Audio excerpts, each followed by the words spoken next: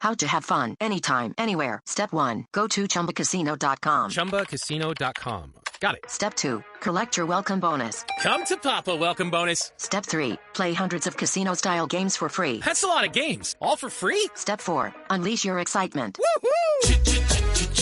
Chumba Casino has been delivering thrills for over a decade. So claim your free welcome bonus now and live the Chumba life. Visit ChumbaCasino.com. No purchase necessary. VGW Group. Void where prohibited by law. 21 plus. Terms and conditions apply. With so many options, why choose Arizona State University? For me, the only online option was ASU because of the quality. Their faculty was really involved with their students and care about your personal journey. The dedication to my personal development from my professors, that's been extremely valuable to me. Earn your degree from the nation's most innovative university. Online. That's a degree better.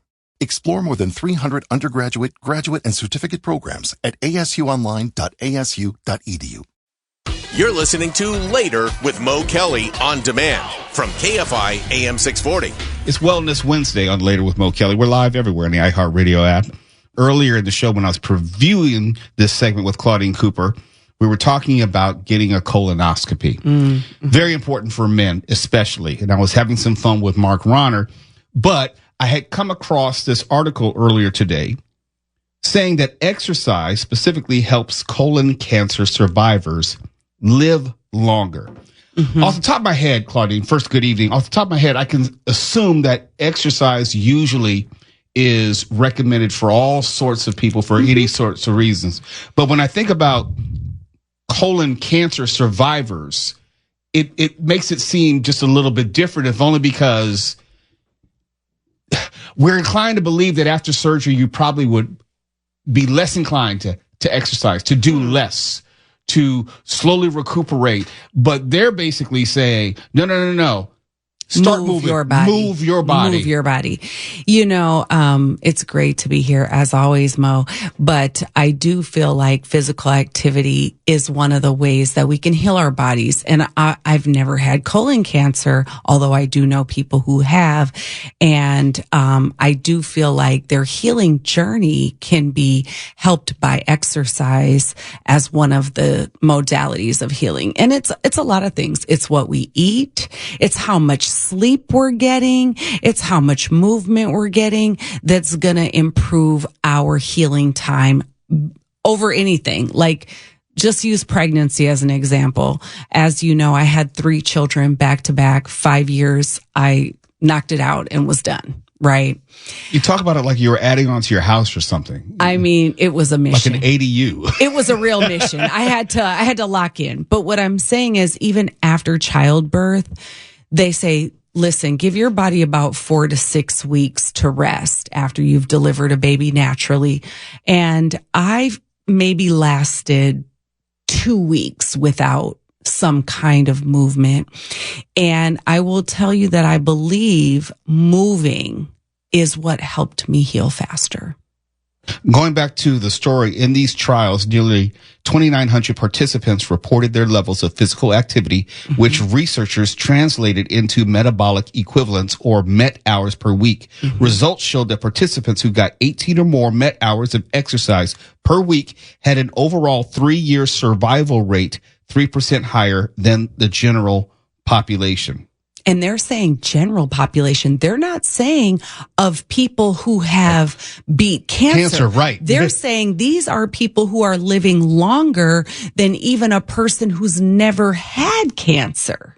So when in doubt, keep on moving. Well, I'm always going to say that. You know that, Mo. I really feel strongly that if you move before the diagnosis, you move throughout your process of healing from whatever cancer or chronic illness. I do feel like your healing journey on the back end is going to be shorter in time, and you may have more life. But I'm not God, so I can't really say who's going to have more life. But you know what I'm saying. Look, I always have said control that which you can control. And if you can move, then move your body, because that much you can control. Well, here's the question. If we can control it, then why aren't more people moving? Because this is just me. Yes. I think people take that movement for granted. I think that people are inclined to believe that it will always be there for them if and when they need it or want it, and it can be taken away immediately. Or also, as we age, we overestimate how much movement ability we have and don't use it effectively, consistently to get the most benefit from it. When was the last time, some people I talked to my friends, I just asked, when was the last time you ran anywhere? Well, they said nobody stole something from me, so what would I be running from? Right. Yeah. No, I say that in jest, obviously, but as we get older, we walk more and we run less. You don't really want to potentially injure yourself as you start to get older. So you want to be very measured in your movement. What can I do? What is safe? And what will I not pull a hamstring on? You know. But there is something to be said for intentionality. And you may not be running, but there is such a thing as exerting oneself, moving to at least push your body in a cardio sense. To what your article was saying, 18 Met hours. That doesn't mean it was 18. It doesn't translate to 18 hours of movement. In fact, it's not until you've hit a certain metabolic rate that they start to calculate those hours, which means the people who are living 3% longer than the average people are not just colon cancer survivors, they're colon cancer athletes because they're moving their body to hit this metabolic rate. What does that entail? They're probably doing some kind of high intensity activity. Right. Could be running, could be any kind of high intensity interval training. But I did want to get back to what you were saying about taking it for granted that you can move. So, you know, I teach fitness classes throughout the week all over LA, but mainly at Iconics Fitness in Inglewood. So I taught a 6:30 p.m. strength training class last week, and a guy rolls in his wheelchair. And I want to tell you, he inspired everyone in that room to push harder, to lift more, to work at their movement because they looked at him and he was pushing, inspiring all of us. Yeah. I was going to ask you, are you ever surprised anymore? But I wouldn't say that's surprised, but maybe that's just inspired and encouraged. Oh, he's not my first person who came in a chair. So this has been happening probably for the last 20 years. I alter the workout to meet them where they are and also meet the people who also can do both upper and lower body work. I started the show tonight talking about the wonder of living in Southern California and talking about things we take for granted. We kind of take the weather for granted. And I was saying, it was like 75 degrees out today. It's going to be 80 degrees tomorrow. Yeah. There's no other place I would rather live. I understand why it's so expensive to live here because the weather alone makes it worth putting up with a lot of other stuff we normally wouldn't because of that weather. I say all that to say, does that now shift what is happening in the gyms now that it's getting warmer? It's been pretty crowded still. Is this like getting their summer bodies ready or something now? You know, I'm just going to say I'm fingers crossed hoping that the people who committed their life to fitness this year in 2025 at the new year are still going strong, Mo.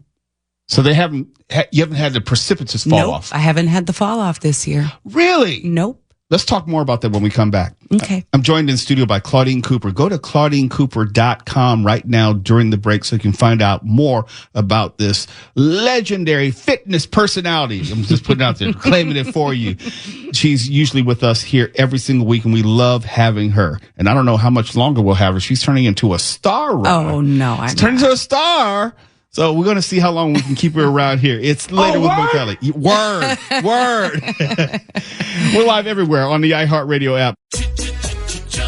Looking for excitement? Chumba Casino is here. Play anytime, play anywhere. Play on the train, play at the store, play at home, play when you're bored. Play today for your chance to win and get daily bonuses when you log in. So what are you waiting for? Don't delay. Chumba Casino is free to play. Experience social gameplay like never before. Go to Chumba Casino right now to play hundreds of games, including online slots, bingo, Slingo, and more. Live the Chumba life at ChumbaCasino.com. No purchase necessary. VGW Group. Void where prohibited by law. 21 plus. Terms and conditions apply.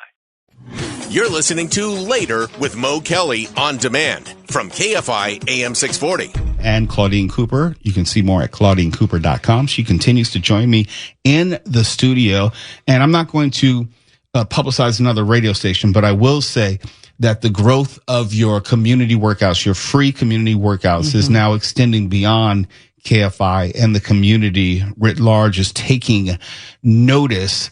I think you should be proud of what you have been doing, and be aware that your reach has been growing, and I'm happy for you and proud of you. Now that the free community workouts are back as of this weekend, what should people expect?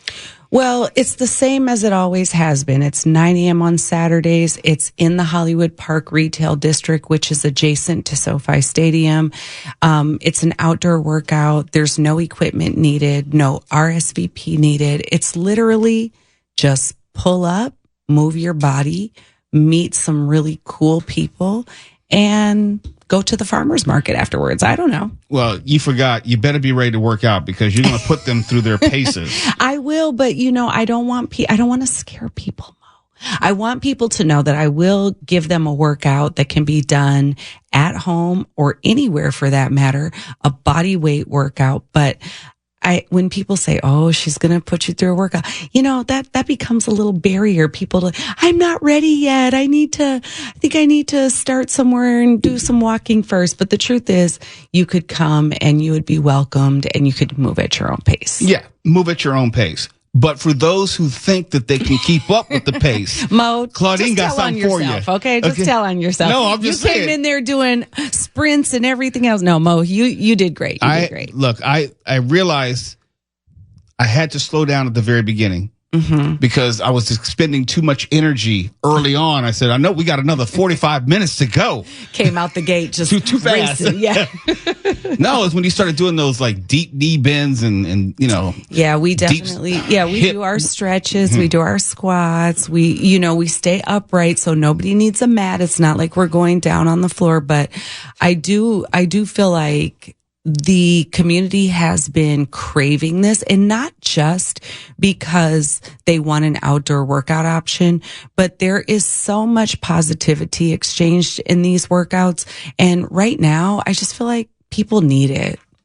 I appreciate any outdoor workout. I think it is, it's much more enjoyable. I love the outdoor air, but I know that there might be a possibility of rain this weekend. That's what I'm hearing. How does that impact you? Is there an alternate location if it's raining? Yeah, we figure it out. Like, it's one of those things where we just say rain or shine. And then, what usually happens is that for some reason, and I'm not going to say that, there's a divine order in place, but it just stops raining for 1 hour so we can do our workout. And there is nothing wrong with that. I remember the last time I came to your workout, you gave us a tour of the surrounding areas, surrounding businesses which are had just opened or on the way to being open. And I saw a picture of you one night, you and your husband at Cosm. Yes. And that has been receiving a lot of attention. And I'm going to just take us off the beaten path for a moment. Oh, no worries.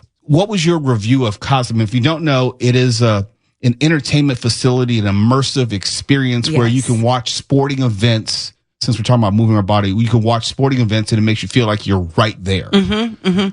Well, that's right across the street from my job. So it's on topic still. The first time I went, I didn't go with my husband. I had to go survey the scene, so I could report back and bring him with me the next time. But I walked from work and I just went over there to see what was going on. And it was when it had initially opened. And they were saying that they were holding a documentary on the immersive theater. So I said, "Oh, great. Can we just come in?" And they're like, "Well, no, it's a ticketed event." And, and then a couple of my girlfriends were going to meet me and they said, "Actually, you guys can come in." I don't know. We just got to watch the documentary in the immersive theater on the first week they opened. Not really sure how that happened for us, but I'm happy it did. You talked your way in. So it was so interesting, Mo. We were immersed in this documentary about underwater life by Nancy Cahill, I believe is the artist's name. And it was so incredible. You felt like you were deep sea diving. But I do got to tell you one thing. I am a person who gets motion sickness. So you're so deep into it that if you have any kind of vertigo or any disruption in your equilibrium, it's not for you. I had to take a step outside. So you're not one to go on a cruise, huh? No, I'm not one to go on a cruise. No boats, no long rides. I can't do it. Yeah. I hear all these great things about Cosm, and I see all the great things about how that particular entertainment district has been growing by leaps and bounds, saying nothing of the Intuit Dome, saying nothing of SoFi, which was already there, just everything in around it. And now there's this thing called the Cine Vita, which is a temporary installment where they're doing a full performance of Pulp Fiction, and it's just like a play with music and actors, and they're putting it on as you eat dinner. So how do they do the ball gag scene? I didn't go see it. I'll report back. I just want to know. I mean, are they reciting Ezekiel 25:47? They are not. I just wonder, who's doing Sam Jackson's part? Well, we would have to go check it out first and then see if it mirrors the movie. Very quickly, I know someone has been incentivized and inspired to come work out with you for your free community workout this Saturday at 9 a.m.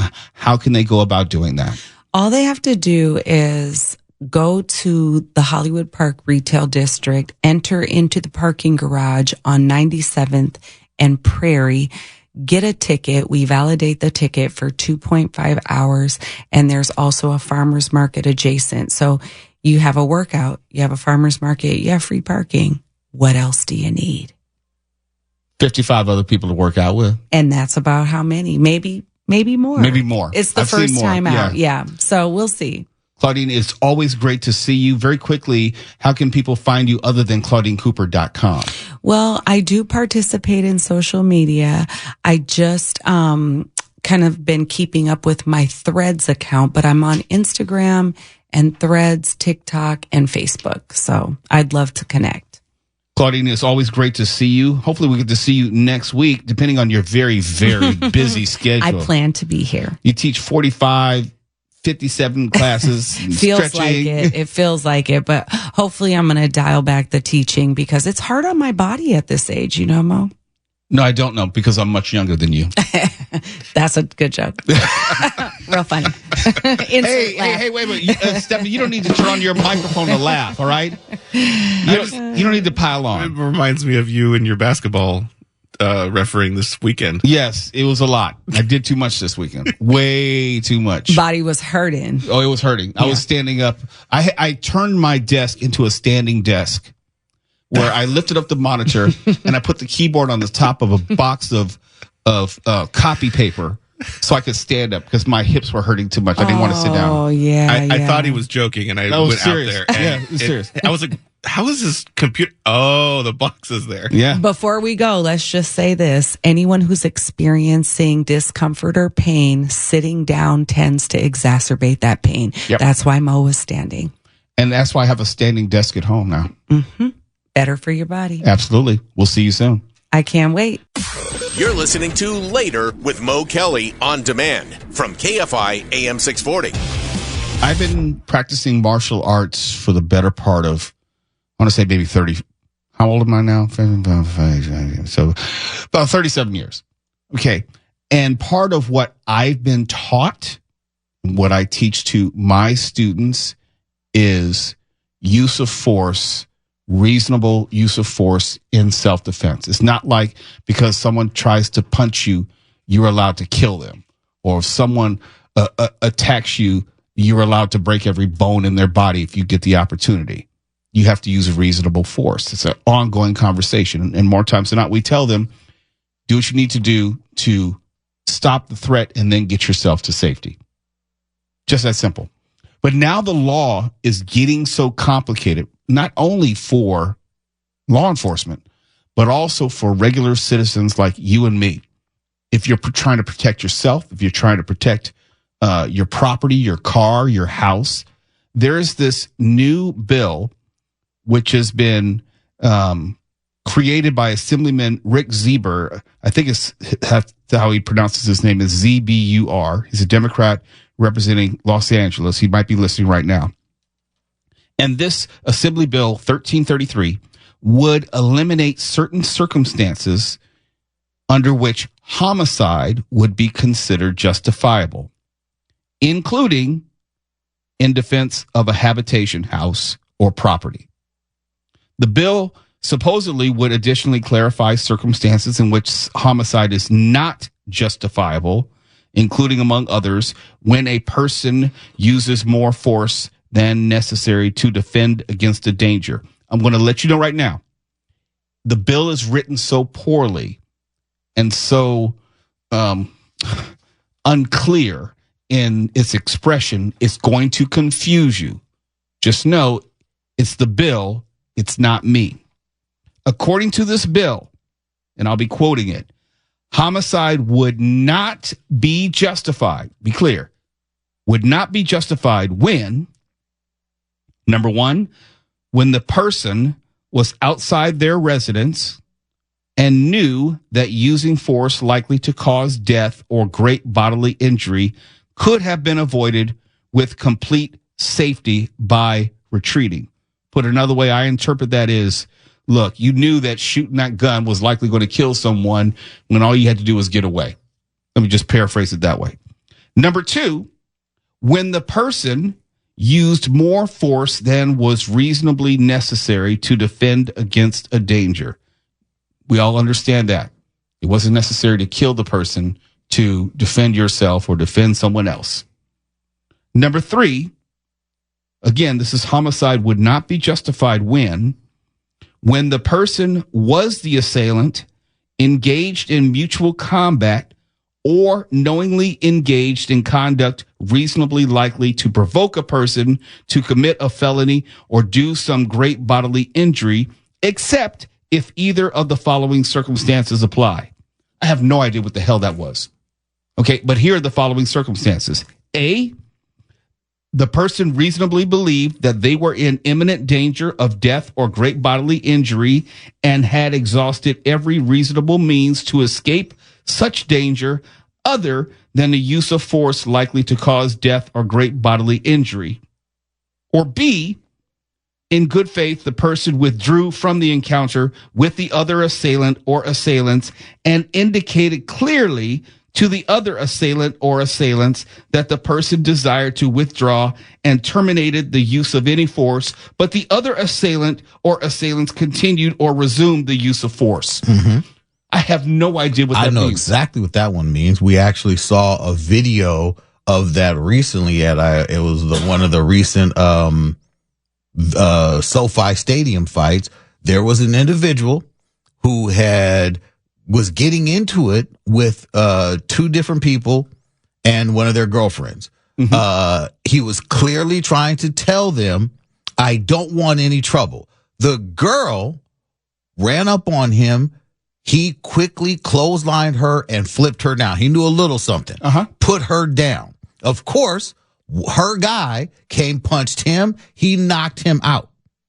He got punched, knocked one of the assailants out, and still said, hey, I'm walking away from this. And he started to walk away when the third person in that party came up and hit him from behind, at which point he turned around and proceeded to whoop his behind as well.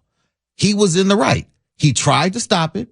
The girlfriend aggressed. He put her down. No, but this is talk about homicide.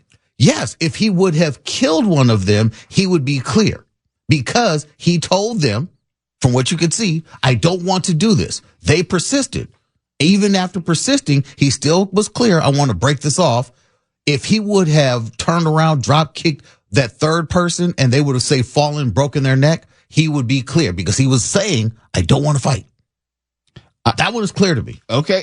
Hey, Lawyer T, I hope you're right, but it's not clear to me. It just, the wording of it is so complicated and confusing.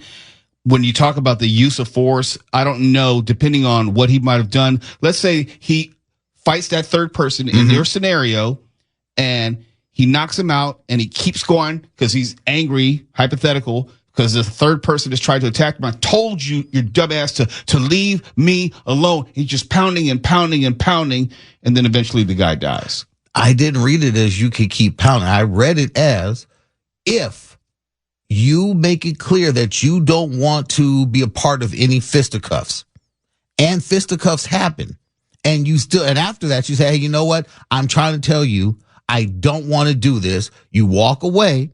If they walk up on you and you turn around and say, you know what? I was being cool. Now I'm going to have to go into my trick bag of deathly skills and I'm going to do something. And once you do it, if that person falls and is rendered unalived, if you hit this person in a manner in their, say, palm strike to their nose and it pierces their brain, they're unalived. You try to say, hey, I can unalive you. I don't want to. Please leave me alone. The fact that we're having this conversation, trying to sort this out, is part of the pushback against the bill, where those on the opposite end of the issue are saying, look, if you're in a situation like that, the last thing you want to do is have to second guess where the line is. It should be completely clear in a situation like that where you're not thinking like, well, will I go to jail for this for manslaughter when I'm just defending myself? If someone breaks into my house, do I have to think about, how far I can take it? All I know is this man is in my house. He is obviously a threat to me and my family. I'm shooting him. And for many, this law makes it unclear as to whether that would be a justifiable use of force. In other words, it's definitely not castle doctrine. It is definitely not that. And that's the concern about whether this law is actually making people more or less safe, because it's poorly written, number one. And two, it puts, I'm just paraphrasing, an undue burden on the person being assaulted to sort out what may happen legally at the expense of their own safety. As a lifelong martial artist, what is your read on the why this law would even need to be written? It's like self-defense, be it through martial arts, be it through in California, especially where we love our guns. Why is this even coming into play? I don't know. I don't try to get in the head of politicians and why they put certain bills, put them forth. But what I tell my students is, if you feel that you should have to defend yourself, you do everything in your power to remain safe and put that person down, and you worry about the law later, because the law ain't going to protect you in that moment. You have to protect yourself. And if you really feel that you are in imminent physical danger, that you do whatever needs to be done and you work all that other stuff out on the other side. But if you are a person of the mind that you're not seeking conflict, you most likely won't have to be in that situation where you have to wonder. If you're always the person who is not trying to escalate, who is not trying to create a situation, more times than not, you'll be okay. I've never started a fight. A bunch of fights have come to me. So whenever I have had to use it, it's just going to happen. And it's not something that I'm asking for. And I'm usually the person like, hey, let's not do this. And maybe people take that as me being afraid or, I'm a mark or something like that, because I'm the one who's usually backing away. Not out of fear. I'm trying to create space. What I think is getting ready to happen. And look, there are times when I've been in fights where it just happened. All of a sudden you get jumped. You've been jumped. You know what that's like. Yeah. You didn't ask for it. All of a sudden you're just in a situation. I'm not thinking about, well, what if I go too far and really hurt someone? I might get sued. My time to think about that was before the fight. Mark, that was not mentioning your name as a reason to be afraid of something. If you call someone a Mark, that's just something we grew up with. Well, thank you. Oh, yeah. I didn't mean Mark Ronner. Yeah. Mark. Yeah, just Mark. like, you're a target. I'm not a Mark. It's like, yeah, Mark. That's just what we used to say. Like, yeah, I'm sorry. Mark is also the target. Yeah. No. I've been waiting for somebody to pick up on that my whole life, and you finally did. Thank you. So, yeah, I don't see any purpose in this bill. I just think it complicates things. And obviously, yes, if someone is breaking into your car outside your house, I think the law is pretty clear. You can't just go out and shoot them. But isn't self-defense an awfully inexact science? At the same time, a reasonable person can tell, like the Bernie Getz thing, where he goes over the line and says, "Oh, you don't look so bad. Here, have another." It's a thing that most reasonable people can agree on when they see it. Yeah, and that's pretty much has already been written into the law as far as reasonable use of self-defense, or force. And it has to be proportionate to the threat. If you shot the first two and the third one is running away, you're obviously not in danger. If you're shooting someone who is trying to break into your car, you're not in imminent danger. Let's say you're in the house and you see someone breaking in your car. Run if you can. And if you can't, be decisive. That's what we tell our students all the time, because you may run into someone like Mark Ronner. Heaven forbid. KFI AM6. Ryan Seacrest here. When you have a busy schedule, it's important to maximize your downtime. One of the best ways to do that is by going to ChumbaCasino.com. Chumba Casino has all your favorite social casino games like spin slots, bingo, and solitaire that you can play for free for a chance to redeem some serious prizes. So hop on to ChumbaCasino.com now and live the Chumba life. Sponsored by Chumba Casino. No purchase necessary. VGW Group. Void where prohibited by law. 21 plus. Terms and conditions apply. X40, we're live everywhere in the iHeartRadio app. You're listening to Later with Mo Kelly on demand from KFI AM 640. I think we need to spend a little more time on this self-defense against crime bill raised by Assemblyman Rick Zieber of L.A. And it's received a lot of pushback and backlash. I wouldn't say it deserves backlash, but it does deserve pushback. Not only is it convoluted and I think misguided on a certain level, it makes it more difficult for people to know how and when to use the commensurate amount of force in a given situation, and not worry about whether there are going to be circumstances in which you're going to go to jail. Now, for me, it's pretty cut and dry in my head.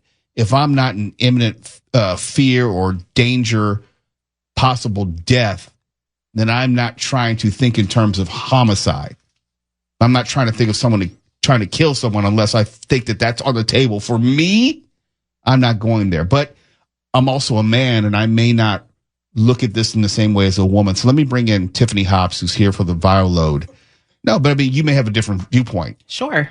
You've heard about this bill. Where do you come out on it? I have. I think that the bill is rooted in good intention. I think that Zieber understands how exploited the original Castle Doctrine has become, with people invoking it to essentially get off of cases or get out of charges in which they were the aggressor and they were able to plead self-defense using that subjective term, very ambiguous again in California, and were able to get away from life sentences or harsh sentences. And so I think Zieber Zieber has said specifically and explicitly that this bill was authored by him with Kyle Rittenhouse in mind. And Kyle Rittenhouse a few years ago is the young man who shot and killed 3 protesters in Wisconsin, citing self-defense. These protesters, he said, were aggressive, and he was able to get cleared of all charges. And so Zieber says that this should stop people like Kyle Rittenhouse and other people who do, again, invoke self-defense to mask their aggression and their own violence. So the intention is good. I can also understand how this puts people in a very big predicament. I would want to defend my home by any means necessary if someone comes in. And I was expecting to do that. I still am. I am a registered firearm owner. I went through the training specifically so that I could protect myself and my home should someone come in. But now this makes that a lot more difficult. So there are two sides to this coin, and the ambiguity and the gray area is too significant to ignore. Where do you think this goes? Because there's enough pushback where there might even be Democrats who would vote against it. I don't think it's going to go far. You have Chad Bianco, who's spoken out against it. You have other notable and local politicians and leaders of organizations for gun rights and gun safety who have spoken out against it. You do have factions that are pro this bill, but it seems that the naysayers and the skeptics are growing in nature. And I can understand why when crime continues to be a significant issue in the county of Los Angeles. Real quick, I think that all that does, because I believe all that is true, I think this just forces this bill to go back to the drawing board, because we saw the initial bill that was going to take away red dye and this, that, and the other in the foods. Yep. We saw that pitched several times before the writing in it was to the point where it was undeniable and had to be passed. I think that this is the first step, but yeah, if this is going to keep individuals like Ralph Yarl from getting shot through a screen door by going and knocking, looking for his siblings, or the other young lady who was shot through the screen door who was looking for help, if this prevents those things, then yeah, on the surface, I can see if he can get to that point where it's making it real clear this bill is to prevent stupid self-defense defenses like that, then we may get some traction. And it may just be defining more clearly what imminent danger is, defining clearly where, quote unquote, and I know I'm not a lawyer, I'm just saying where the castle doctrine begins and ends. Does it include what's happening in your backyard? Someone's hopped the fence in your backyard. Is that a part of your house?